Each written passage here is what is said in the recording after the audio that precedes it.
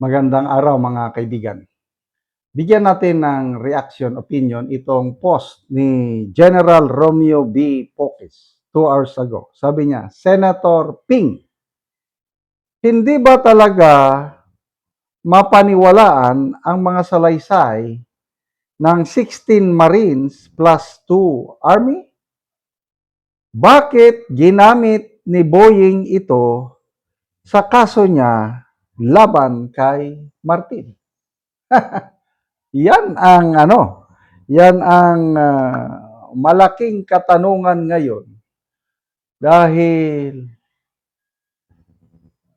mismo ang Court of Appeals binigyang halaga ang salaysay ng Brave. 18 na lang yung 16 Marines and 2 Army, 18 na lang na. Doon tayo nasanayan natin.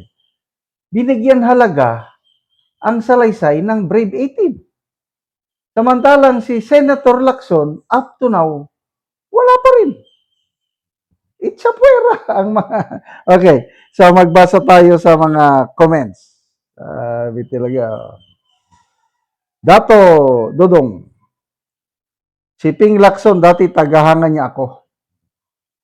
Dahil sa mga paninindigan niya, buo ang suporta namin sa kanya sa pagtakbo niya pagkapangulo. Ngayon, isa na sa pinakawalang kwentang tao sa mundo. Ano ba yan? Kev Magan, sabi niya, hindi tugma ang script nila. Ano pa?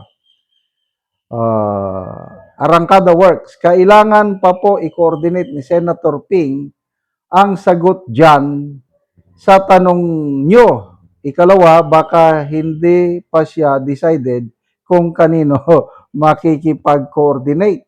Ano ba ito? Nick Sotelo. PMA graduate ito. Ping believes in selective applicability. Baka depende sa dami ng maleta as pa-retire na siya. Kilala ko, Nick Sotelo. Kaya tinawag lang niya sa Ping. Palagay ko, mas senior ito kaysa Senator Lacson. Kaya tinawag Ping lang eh. Ano pa? Naghanap ako ng mga PMAer dito. Charin de los Santos, yun, tumbok nyo sir. Sagot, Senator Ping Lacson. Daniel Tabada, nagkakandakaluko na sila. Apa? Adel Bilda, baka mas mataas lang maleta standards ni Ping Lacson. Vic Burgos, premier din ito. It is in effect a slap on the face of Senator Lacson. May mukha pa ba siyang iharap kay Senator Marcoleta matapos siya ihulog ni Mr. Boying? Are you still alright, Mr. Lacson? Pag sinabi ka alright, parang may ibig sabihin yung are you still alright? Ano pa, mga... Senator Ping, sabi ni Gio Reformina, ikaw yung president ko last 2022 kasi para sa akin, peace and order ang pinaka-important. Anyari sir, bakit lumalambot ka na? Yan din ang tanong ko kasi ang tibay ng loob ni Senator Lacson noon. Naghanap ako ng ito si Romel Maps, retired Army Colonel ito, kilala ko. I-script nila yan, pero at the end, exonerated yan. So hindi siya, wala siyang tiwala kay, sino ito? Kay Boying. Daniel Tolosa, ang isyo tungkol sa 18 ay isang controversial na testimonya na imbestigahan. So, hanggang ngayon, wala pa ring salita, tahimik pa rin si Senator Lacson.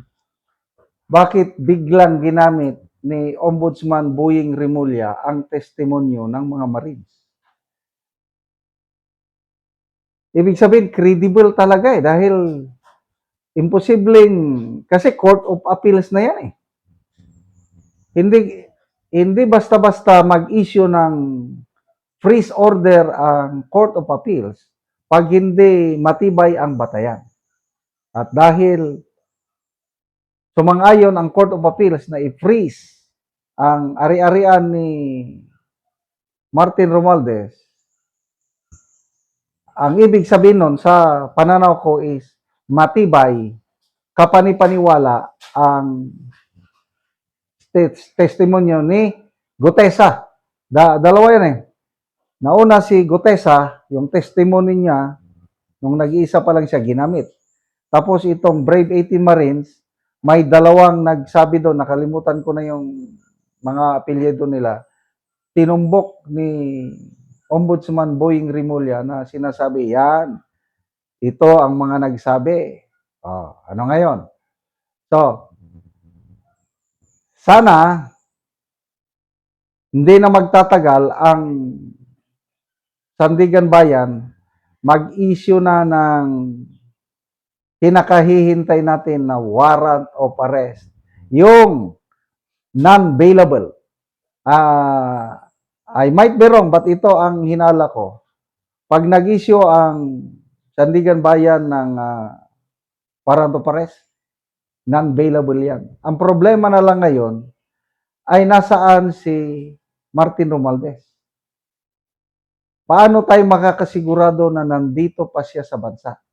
Kahit hindi pinayagang umalis papuntang Singapore, kahit mayroon ng whole departure order, but dahil sa kanyang influensya, baka nakaalis na siya. Sana hindi pa.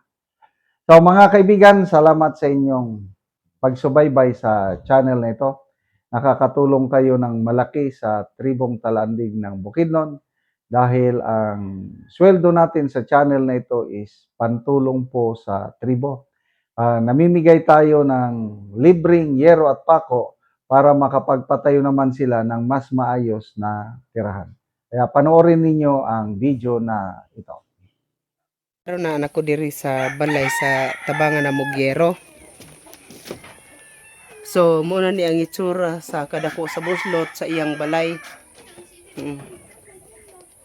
So kuan na gid kayo, dako na gid kayo og mga buslot.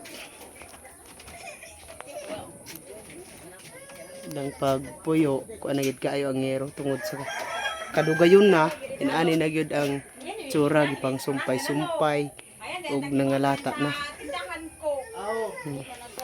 So muna ni ang ilang kahimtang.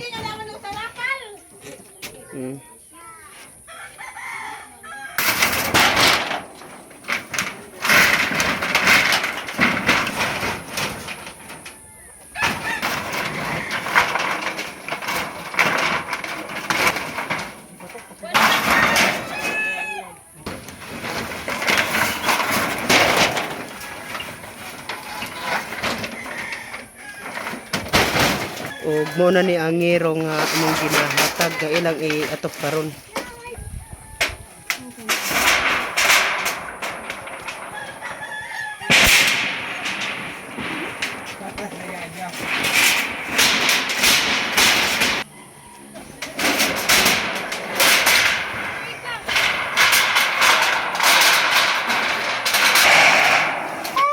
O karon humanagid sa pag-atop ang among ginatabang nga yero.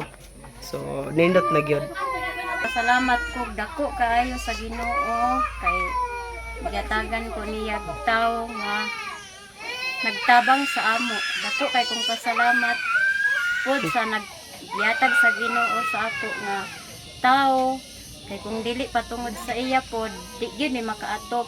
Kay tungod sa kalisod kay katuluan na sad among balay. So pila na to katuig ang imong atopte nga buslot na kayo? Mga tulo na to ka tuig. Tulo na katuig. Oo. So karon pa gid napulian. Karon pagid napulihan kay nagigyatag sa Ginoo nga grasya. So nga ano man te sa tulo katuig wala ka nakapuli sa imong atop nga buslot na. Tungod pod sa kay sa kalisod karon, grabe kay ka-crisis ang panahon karon, di lang ka budgetan. Tama na pod sa Kaon. kaon. Salamat kayo. Salamat.